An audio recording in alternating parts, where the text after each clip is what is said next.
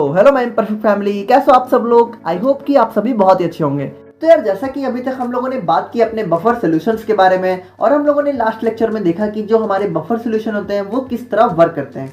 तो यार चलो, हमें ये तो पता चल गया कि बफर सॉल्यूशन हमारे वो सॉल्यूशन होते हैं जो अपने पीएच को चेंज नहीं होने देते हैं।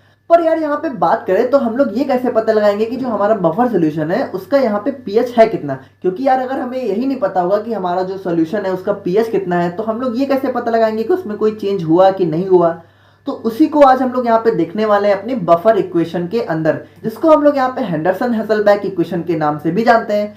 तो आप लोग कॉपी और पेन लेके बैठ जाइए और हम लोग अपना आज का लेक्चर स्टार्ट करते हैं।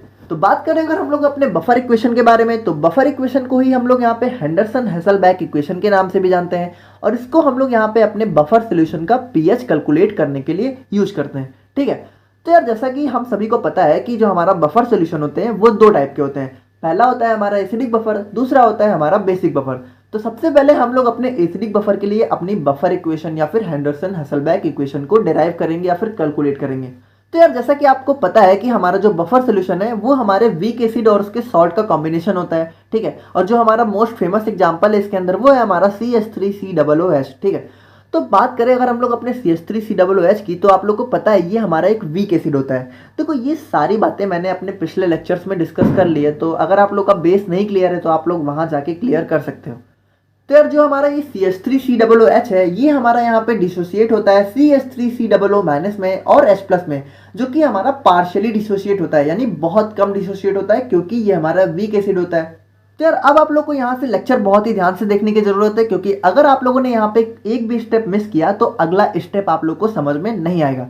तो अब हम लोग यहाँ पे क्या करेंगे कि हम लोग अपने CH3COO माइनस को यहाँ पे A माइनस एज्यूम कर लेंगे।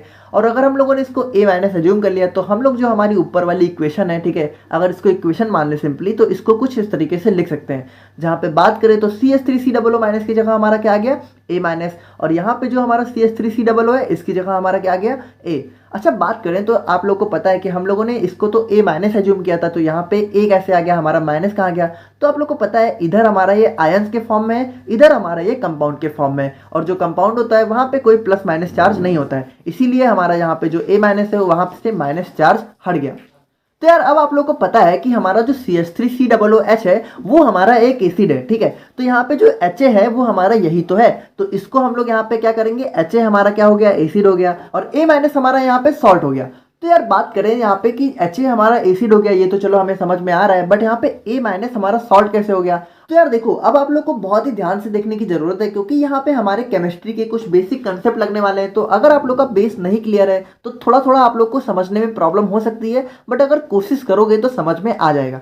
तो जैसा कि हम लोग को पता है कि CH3COOH हमारा क्या होता है, वीक एसिड, और हम लोगों ने बात की थी कि जो हमारा वीक एसिड होता है वो बहुत कम डिसोसिएट होता है। ठीक है। यानी बात करें अगर हम लोगों ने मान लो यहाँ पे 10 मोल CH3COOH को डिजोल्व किया तो सिर्फ हमारा यहाँ पे 3 या 4 मोल डिसोसिएट होगा, 6 या 7 मोल हमारा यहाँ तक बचा रह जाएगा। ठीक है।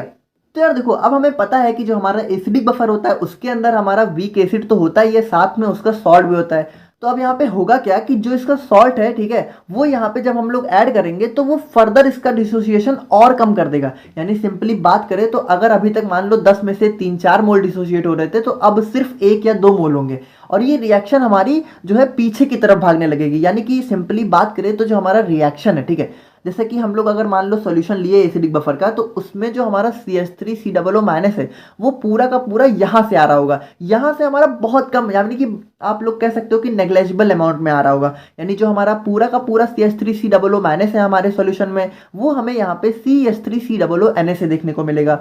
और CH3COO क्या है, बेस है। यानी कि जो हमारा CH3COO माइनस है जो हमारे यहाँ से मिल रहा है, क्योंकि देखो मिल तो ये यहाँ से भी रहा है, यहाँ से भी रहा है, लेकिन जो हमारा इधर वाला है ये बहुत कम है। ठीक है। यानी कि बात करें तो ये हमारा बहुत कम अमाउंट में है, और ये तो हमारा पूरा का पूरा डिसोसिएट हो रहा है, तो ये हमें यहाँ से बहुत ज्यादा मिलेगा। तो यार जब ये हमारा पूरा का पूरा सॉल्ट से आ रहा है तो यहाँ पे होगा क्या कि इस CH3COO माइनस को हम लोग यहाँ पे कंसेंट्रेशन ऑफ सॉल्ट के टर्म में एज्यूम कर लेंगे। और इसी को हम लोगों ने यहाँ पे लैंग्वेज के फॉर्म में भी लिख दिया है, तो आप लोग यहाँ पे पढ़ के समझ सकते हो। अच्छा देखो, अभी जो मैंने बताया अगर वो आप लोग को बिल्कुल समझ में नहीं आया तो बिल्कुल टेंशन लेने वाली बात नहीं है, ठीक है। ये मैंने आप लोग को सिर्फ एक्सप्लेन करने के लिए बताया था, आप लोग को लिख के सिर्फ यहाँ पे इतना आना है, ठीक है। तो अगर आप लोग को नहीं समझ में आया तो आप सिंपली लिख देना कि ए माइनस को हम लोग यहाँ पे सॉल्ट मान लेते हैं, ठीक है। मान नहीं लेते हैं, यहाँ पे हमारा ए माइनस सॉल्ट होता ही है।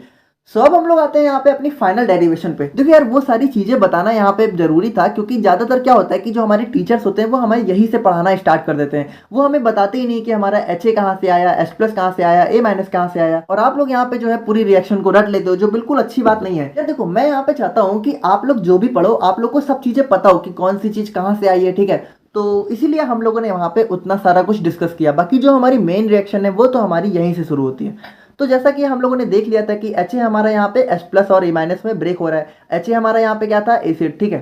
तो अब हम लोग यहाँ पे क्या करेंगे कि अपने लॉ ऑफ मास सेक्शन को अप्लाई कर देंगे, जिसके अंदर हमारा डिसोसिएशन कांस्टेंट होता है और उसकी वैल्यू क्या होती है, concentration of product upon concentration of reactant.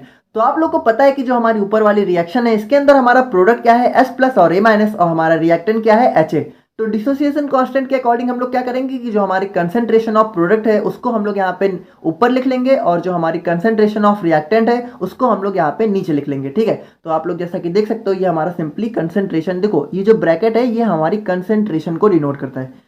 सो अब हम लोग क्या करेंगे कि हम लोग इसको जो है क्रॉस मल्टीप्लाई कर लेंगे। यहाँ पे H प्लस को हम लोग एक साइड कर लेंगे और बाकी चीजों को एक साइड कर लेंगे। तो आप लोग को पता है कि H हमारा यहाँ पे क्या है, फ्रैक्शन में है, तो यहाँ पे जाके क्या हो जाएगा, मल्टीप्लाई में, और A माइनस यहाँ पे ऊपर है तो ये हमारा नीचे चला जाएगा, ठीक है।